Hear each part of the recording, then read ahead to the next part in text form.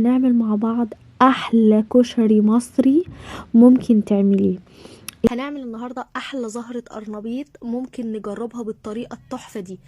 النهارده هنعمل احلى فرخة محشية ممكن تجربيها وتشوفيها. عايزة اقول لكم ان الفرخة دي دايبة دوب. هنعمل مع بعض النهارده اجمل صوص كراميل ممكن نعمله مع بعض. السلام عليكم، ازيكم يا حبايب قلب؟ عاملين ايه؟ يا رب تكونوا بخير وبصحة وسعادة وسلامة دايما يا رب العالمين.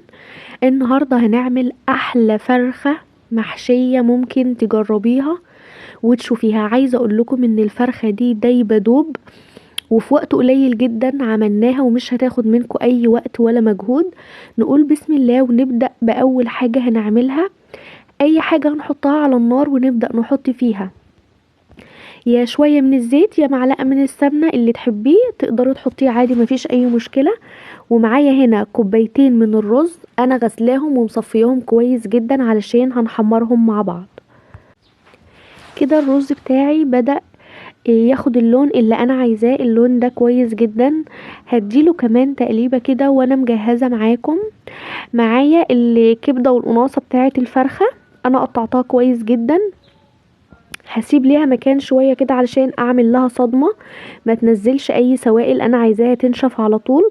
وانا كنت متبلاها في بصلاية بشراها وحط عليها فلفل اسمر وشوية ملح علشان تبقى ريحتها تحفة. هبدأ اقلبهم كده ياخدوا بس الصدمة علشان ما ينزلوش اي سوائل منهم، انا مش عايزاهم ينزلوا اي حاجة. فهبدأ اخليهم يتشوحوا كده تشويحة كويسة مع الرز.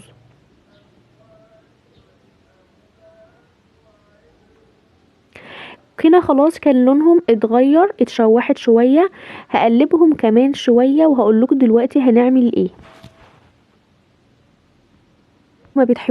لو ما بتحبوش الكبد والقوانص تقدروا ان انتوا ما تحطوهاش مع الرز مفيش اي مشكلة.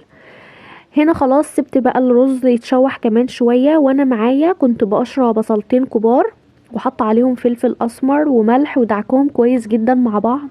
هبدأ احطهم جوه الفرخة كده، اخلي الفرخة تتغلف بالبصل ده. عايزة اقول لكم بيخلي طعم الفرخة في حتة تانية من التتبيلة التحفة دي.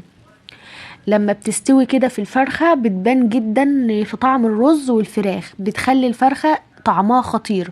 جربوها ان شاء الله تعجبكم. هبدأ احط البصلة بقى كلها في الفراخ من جوه كده، ادعكها فيها وفي الجناب كده في حتت فيها كده مفتحة بدأت ان انا احطها. الرز هنا معايا كان خلاص والكبدة والقناصة بدأوا يستووا كويس جدا. انا جبت كوباية من المية المغلية. طبعا احنا مش هنسوي الرز تسوية كاملة، هنسويه بس نص تسوية كده علشان نحشي بيه الفرخة. وكده كده الفرخة هتدخل في الفرن وهتستوي هتبقى كويسة جدا.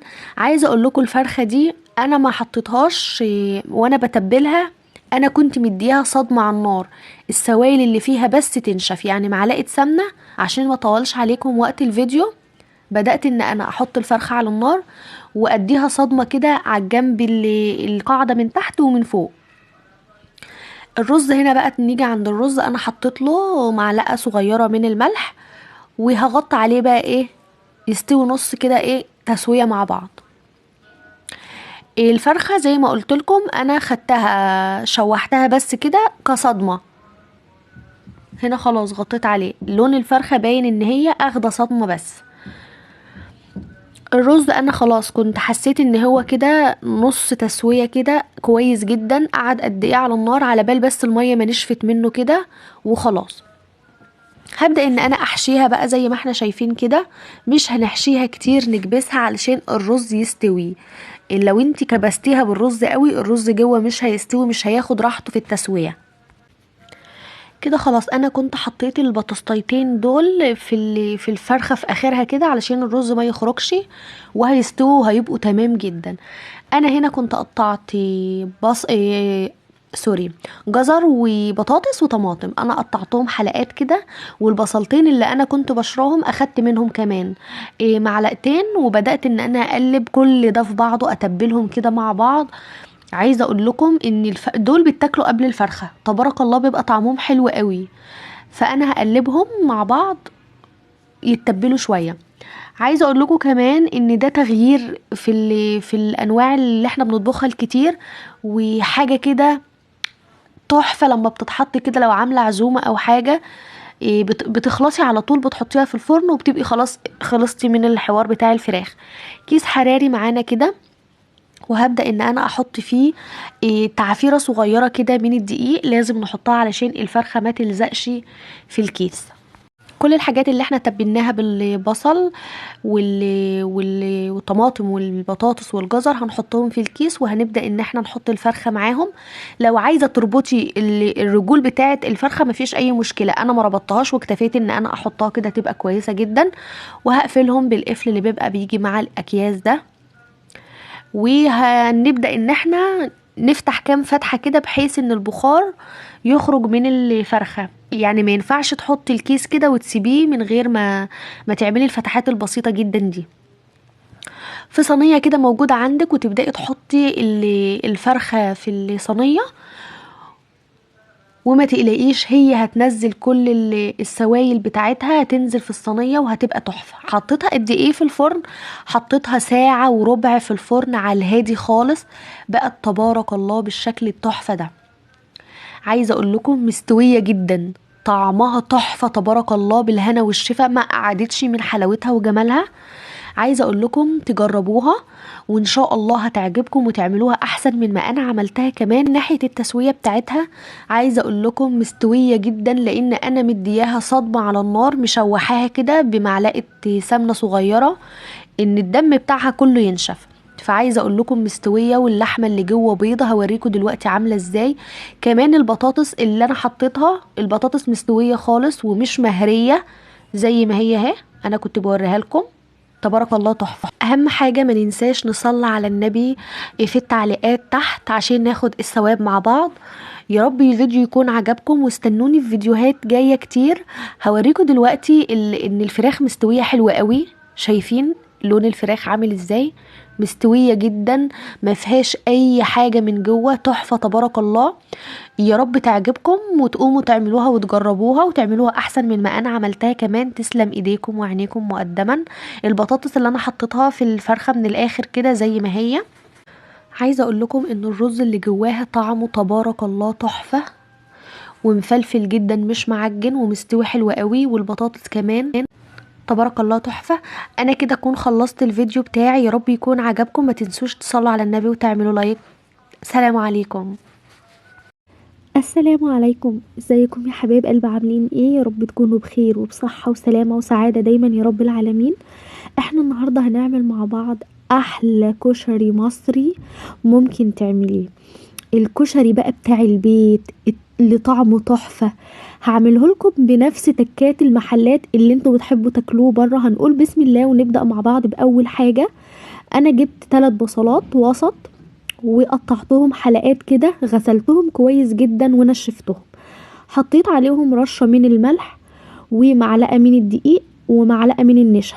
قلبتهم كويس جدا مع بعض، وفي طاسة على النار فيها زيت، كوباية ونص زيت او كوبايتين. وبدأت ان انا هقليهم واحمرهم بالشكل ده، مش عايزاهم اغمق من كده عشان ما يمرروش. الزيت اللي فضل معانا ده، احنا طبعا هتقولي ده كتير او كده، لا هقول لكم ان احنا هنستخدم الزيت ده كله في الكشري لاخر نقطة فيه. اي حاجة على النار كده هنجيبها، ناخد زيت من اللي احنا قلينا فيه البصل، و4 فصوص من الثوم، وهنبدأ ان احنا نلونهم كده ياخدوا لون ذهبي معانا بسيط علشان برضو ما تمررش. والصلصة بتاعتنا انا ضربت طماطم في الخلاط، يعني مثلا شفشق طماطم كده وحطيته علشان يتسبك. الطماطم كتير هقول لكم هنعمل بيها ايه، لان مش كلها تبقى صلصة. في اي حلة على النار، وهاخد زيت من الزيت بتاع البصل برضو، وهحط كوباية ونص من الشعرية، وحمرتهم كويس جدا. وهغسل كوباية ونص من الرز برضو، وهنشفهم كده، صفيهم بمصفى كويس خالص. وهبدأ ان انا انزلهم مع الشعرية بعد ما تحمر على الهادي كده، وهقلبهم كويس جدا لحد ما نحس ان الرز فلفل خالص معانا. الرزاية بقت حباية لوحدها كده مع الشعرية بالشكل ده. الحركة اللي احنا بنشوح فيها كل حاجة مع بعض دي، عايزة اقول لكم هي اللي بتخلي الرز مفلفل. انا هعمل كل حاجة مع بعض مش كل حاجة لوحدها، علشان توفر وتسهل علينا كتير وبيبقى طعمه تحفة. العدس ده انا جبته بليته قبلها في مية سخنة قبلها بساعة، علشان انا هسويه مع الرز ومع الشعرية. انا حمرته في الوقت ده مع الرز ومع الشعرية، شوحته كويس جدا لمدة مثلا 5 دقايق كده ولا حاجة، ده بيخليهم مفلفلين جدا. نزلت معاكم ب2.5 كوباية مية مغليين، ورشة من الملح ورشة من الكمون. الكشري بيحتاج كمون كويس جدا هو والملح، مش اكتر من كده، لحد ما الريحة بتاعتهم كلهم بدأت ان هي تطلع كده وتبقى ريحتها تحفة. المكرونة انا هنا كنت بسلقها، لما وريتكم المكرونة كنت بسلقها. دي الصلصة بدأت احط عليها الملح، ومعلقة من الملح ومعلقة من الكمون ومعلقة من فلفل الاسمر، والصلصة اتسبكت وبقت لونها حلو قوي على الهادي. اهم حاجة علشان تتسبك كويس جدا، هحتاج الصلصة دي في حاجات هقول لكم هنعمل بيها ايه دلوقتي. برضو بالطاسة اللي احنا قالين بيها البصل، هاخد منها معلقتين في اي حاجة موجودة عندك، وهاخد 4 فصوص ولا 5 كده من الثوم، هشوحهم كويس جدا لحد ما الريحة بتاعتهم تبدأ تظهر كده. تبارك الله، الريحة كانت مالية الشقة، تحفة، حاجة في البيت لأولادنا وحاجة مضمونة وعارفين احنا عاملينها ازاي. تبارك الله تحفة. هنا خلاص كان التوم اخد اللون بتاعه التحفة، بدأت ان انا احط معاه شوية من الكمون وشوية من الكزبرة، الريحة بتاعتهم تبدأ ان هي تطلع كده. معايا فنجان صغير من العصير الليمون وفنجان صغير من الخل، حطيتهم مع بعض كده ياخدوا غلوتين، واخدت كبشتين من الصلصة اللي احنا عاملينهم كرنبين كده من الصلصة دي، وبدأت ان انا اقلبهم. ومعايا هنا الدقة كانت جهزت على جنب، حطيت ملحها وظبطته وركنتها. المكرونه بتاعتي كانت استوت كويس جدا. التكه بقى اللي هنا اللي بتخلي الكشري بتاعك زي بتاع المحلات، ان انت بتاخدي زيت من اللي انت قاليه فيه البصل، وبتحطي 4 معالق زيت وتقلبي المكرونه فيه. تبارك الله تحفه. اخر شويه زيت فضلوا معايا من البصل انا نزلت بيهم على النار، ونزلت بقطعت كده واحدة من الفلفل الحامي، ومعلقة من الشطة، ومعلقة من الكزبرة، ومعلقة من الكمون، وقطعت طماطمايه قطع، شوحتهم مع بعض يتبالوا كويس جدا. وبعدين لما حسيت ان هم خلاص بدأوا ان هم يتبالوا شوية كده على النار، حطيت الصلصة. هحط قد ايه صلصة؟ برضو هحط كرنيب او 2 على حسب ما انت عايزة اقول لكم كانت حامية جدا، بس احنا بنحب الحراق. لو مش بتحبوه ما تحطوش شطه واكتفوا بالدقه بس. انا هنا كنت خلصت الكشري بتاعي، تبارك الله ما اخدش وقت خالص، طعمه تحفه. عايزاكي تقومي تعمليه، هتعمليه احسن من ما انا عملته كمان، انا عارفه. هتسلم ايديكم وعينيكم مقدما. وعايزه اي حد ما اشتركش في القناه يشترك في القناه ويفعل زر الجرس علشان اي حاجه انا بنزلها توصل لكم بامر الله. وما تنسوش تكتبوا في الكومنتات تصلوا على النبي عليه افضل الصلاة والسلام علشان ناخد الثواب مع بعض. دمتم في رعاية الله وحفظه. السلام عليكم. السلام عليكم، ازيكم يا حبايب قلب؟ عاملين ايه؟ يا رب تكونوا بخير وبصحة وسعادة وسلامة دايما يا رب العالمين. هنعمل النهاردة احلى زهرة قرنبيط ممكن نجربها بالطريقة التحفة دي، خفيفة بدون زيت بقى وقلي وتعب من اللي احنا بنشوفه. فاحنا نعملها النهاردة بطريقة مختلفة هتعجبكم جدا، وهتبقى خفيفة ومش هنقليها كمان. انا بدأت اقطع كده، قطعيها على حسب ما انت عايزة تصغري الزهرة شوية عن كده، طبعا تقدري ان انت تصغريها، مفيش اي مشكلة. انا خلاص كنت قطعتهم وغسلتهم وصفتهم. معايا هنا انا حاطه ميه على النار، حاطه فيها معلقه من الكمون طبعا علشان تقلل من الانتفاخ والحاجات اللي بتبقى في القرنبيط، وكمان شويه ملح. هبدا احط القرنبيط يتسلق شويه، بس لما الميه تبدا تغلي سيكه كده هنزل بالقرنبيط. طبعا تقدري تعملي القرنبيط باي طريقه انت بتحبيها، بس انا بفضل الطريقه دي، بتبقى خفيفه شويه كده وبتبقى حلوه قوي. لو جربتيها بالطريقه دي ان شاء الله هتعجبك وهتتبسطي منها خالص، ومش متعبه ومش زيت كتير بقى وقلي، وفي نفس الوقت وهي في الفرن بتتقلي.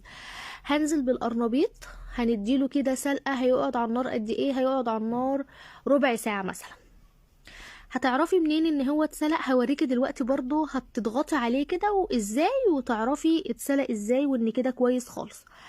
بدأت هنا انزل بالقرنبيط، الكمية اللي معايا كلها هي تبارك الله كبيرة، فانت لو عايزة واحدة اصغر من كده مفيش اي مشكلة، ولو اكبر بقى كبري الحلة شوية عشان ياخد راحته.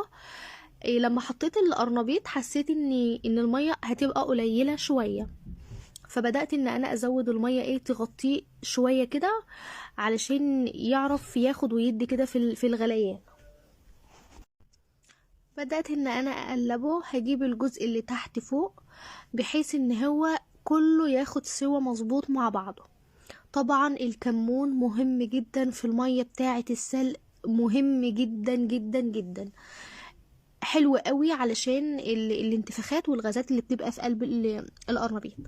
هنا هبدأ ان انا احط اي حاجة على النار موجودة عندك، هحط معلقة من السمنة، وهبدأ اقول لكم هنعمل ايه دلوقتي. هي خلاص انا كنت سيحتها كده، وهنزل بقى بالمكونات. انا مقطعه بصل، مش مقطعاه حتت صغيره قوي ولا كبيره قوي، وسط كده. هنزل ببصلايه كبيره او بصلتين وسط، هبدأ اشوحهم لحد ما يدبلوا معايا خالص. انا عايزاهم يدبلوا شويه. اثناء التشويح لو حابه تحطي شويه كمون وشويه كزبره يتشوحوا مع البصل، طبعا مفيش اي مشكله. لو مش حابه تحطي ممكن ما تحطيش وتحطي بعدين. انا بدأت ان انا شوحت البصل، وبدأت ان احط واحد بس من الفلفل الاخضر كده يتشوح معاه، بيخلي نفس القرنبيط في حتة تانية. وكمان 4 فصوص من الثوم، ما تقلقوش، مش هتتعب البطن ولا تعمل انتفاخات زيادة ولا حاجة. تبارك الله كانت حلوة خالص، وكان نفسها جميل ب4 فصوص ثوم صغيرين مش كبار قوي. هبدأ ان انا اشوحهم. انا كنت ضاربة كمان طماطم في الخلاط كويس جدا ومصفياها، نزلت بالطماطم. هتاخد كده مثلا 4 5 غلوات على النار، اللي هي مثلا تتسبك شوية وسط كده، ما تتسبكش قوي ان هي تنشف، لان احنا لسه هنحطها في الفرن، فهتكمل سواها وهتتسبك وهتبقى كويسة جدا. هنا القرنبيط بدأت اشوفه، ضغطت عليه كده اشوفه استوى ولا ايه. اول ما يجي معايا على طول وانا بضغط كده، فكده تمام قوي. انا مش عايزاه يبقى مهري في الفرن، تبقى القطعة بقطعتها كده زي ما هي. فخلاص انا كده نشلته بقى من المية وهصفيه كويس جدا، وهبدأ اقول لكم هنعمل ايه دلوقتي. تعالى اقول لكم هنحط بهارات ايه. هنحط ملح، ومعلقة من الملح صغيرة، ومعلقة من الكزبرة، ومعلقة من فلفل الاسمر، ومعلقة من ال7 بهارات بيودوا الوصفة في حتة تانية خالص. وكمان لو عندك بابريكا حطي بابريكا. انا مش عايزاها تتسبك اكتر من كده، ده القوام اللي انا عايزاه في الصلصة، يبقى بالشكل ده. هبدأ بقى اديها تقليبة كده.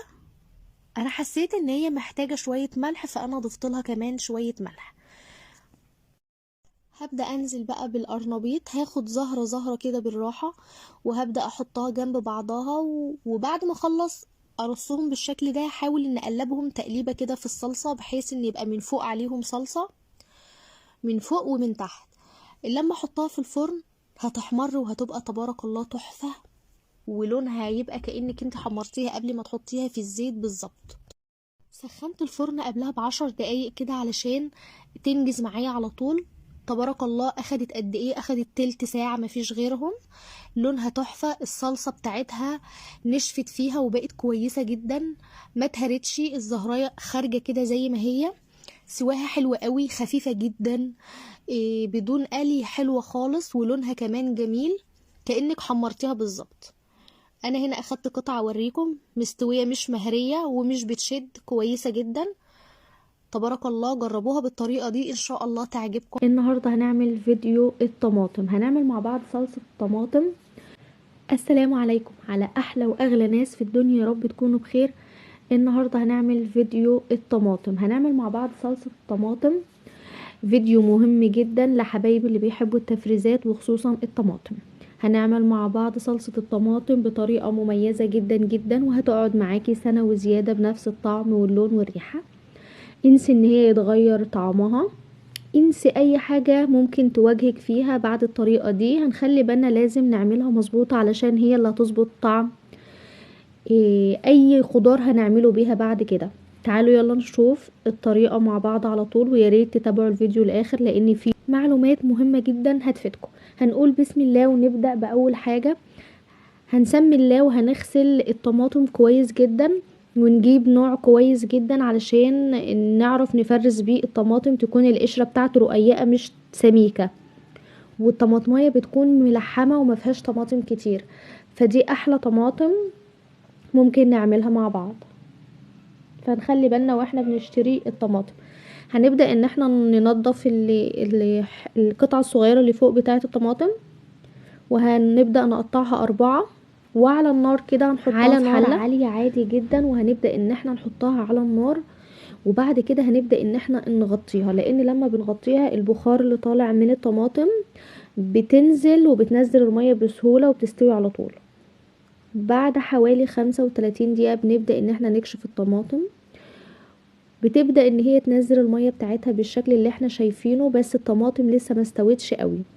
هنقول دلوقتي احنا هنعرف ازاي ان هي استوت، لما يجي وقتها هنقول الموضوع ده. هنغطي عليها وتكمل التسوية بتاعتها. بعد شوية انا فتحت عليها، انا هنا كنت بقلب الطماطم اللي على الوش علشان تاخد التسوية زي اللي تحت على طول. هختبر الطماطمايه، لما تيجي تقطعيها كده بالمعلقة بتلاقيها بتتقطع معاكي بالجلدة بكل سهولة. كده نعرف ان هي الطماطم استوت وبقت زي الفل. ومش بالضروري ان احنا نسيبها على البوتاجاز لحد ما تنشف المية اللي فيها، لا خالص. حتى لو فيها مية احنا بنشيل المية الزيادة وبنبدأ ان احنا نضربها بالخلاط. مهم جدا جدا ان احنا نصفي المية بتاعتها اللي في الطماطم، لان هي بتكون مية لونها اصفر كده، لو دقتيها تحس ان هي فيها مرارة كده. هنا كنت بوريكم هي استوت ولا لسه. فبلاش نضرب المية اللي بتبقى مع الطماطم، لان بتدي حضاضة كده ما بتبقاش حلوة خالص. بدون المية الصفرة دي غير كده هتبقى طعمها مختلف جدا. وبعد كده لما بنسويها بنضربها في الخلاط وبنسويها، ما بتاخدش اي وقت على النار، بتستوي على النار بتستوي بتبقى زي الفل. شايفين المية اللي في الطماطم دي احنا هنتخلص منها تماما. هنا خلاص كانت بدأت تهدى شوية. هاخد المية الصفرة دي مش هضربها معاها خالص، لان زي ما قلت لكم بتغير طعم الطماطم وبتبقى مش حلوة خالص.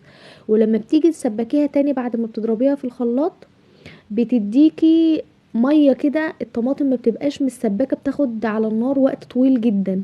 فلا احنا هنتخلص من الميه دي ومش هنضربها. وهو ده السر اللي بيخلي الصلصه معاكي تقعد لو سنه في الفريزر، طعمها ما بيتغيرش خالص. عايزه اقول لكم ان هي في الوقت دي ريحتها حلوه جدا جدا جدا وناعمه وزي الفل. في الوقت ده انا صفيتها بمصفى.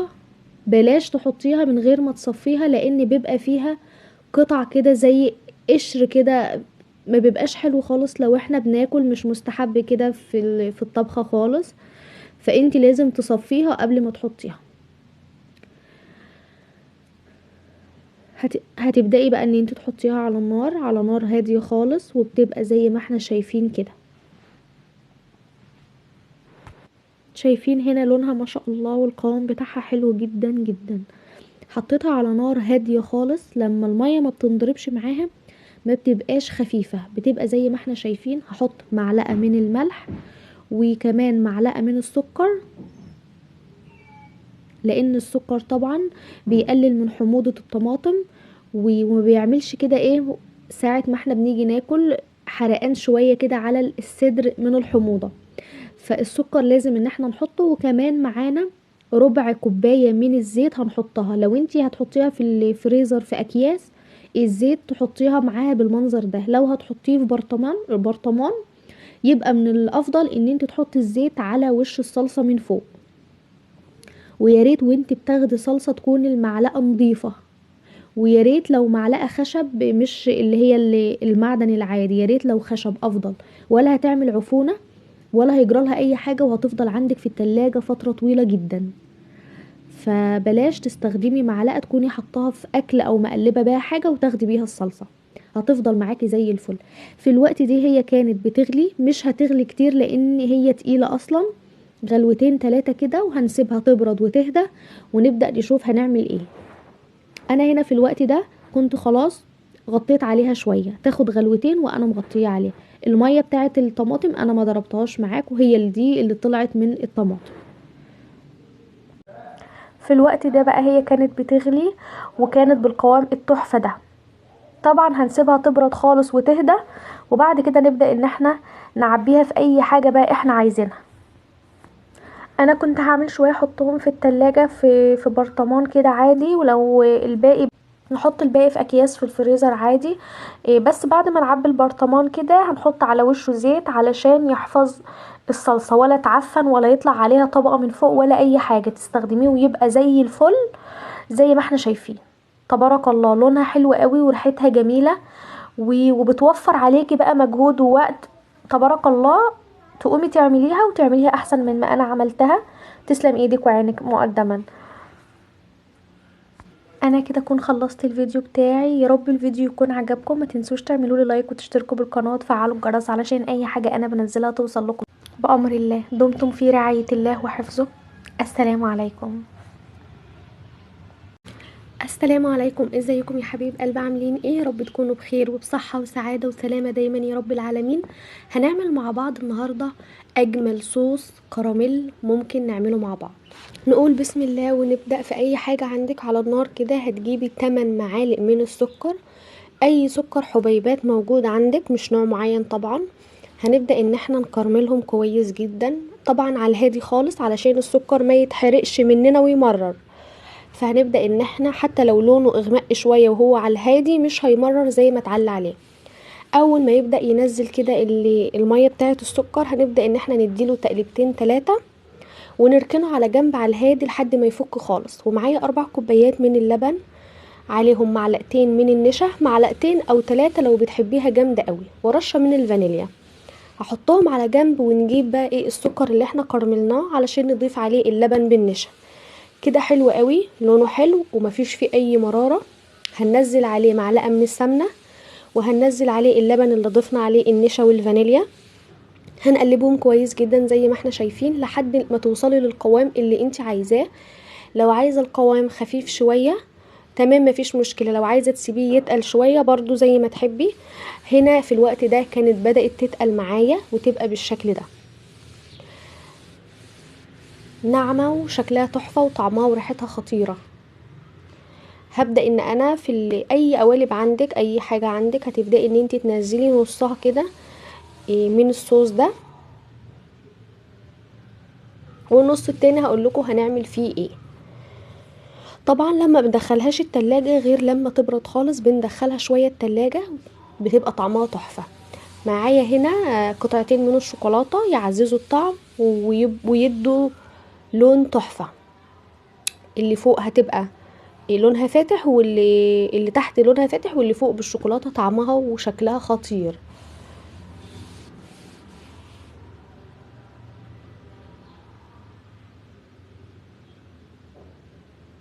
طبعا هتزينيها باي حاجة موجودة عندك ماشي، مفيش شوية من الشوكولاتة كده بشرتهم وبدأت ان انا ارشهم عليها.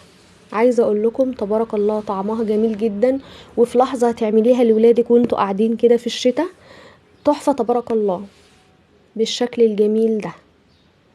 ان شاء الله تعملوها احسن من ما انا عملتها بكتير. تسلم ايديكم وعينيكم مقدما، ويا رب الفيديو يكون عجبكم. ما تنسوش تعملوا لي لايك واشتركوا بالقناة علشان اي حاجة انا بنزلها توصل لكم بامر الله. دي كان شكلها، وانا يا دوب سبتها تبرد كده، ما كنتش لسه حطيتها في التلاجة. يعني لما تحطيها في التلاجة هتجمد شوية وهتبقى تبارك الله تحفة. انا يا دوب سبتها تبرد بس علشان اوريكم، عشان كنت مستعجلة. تحفة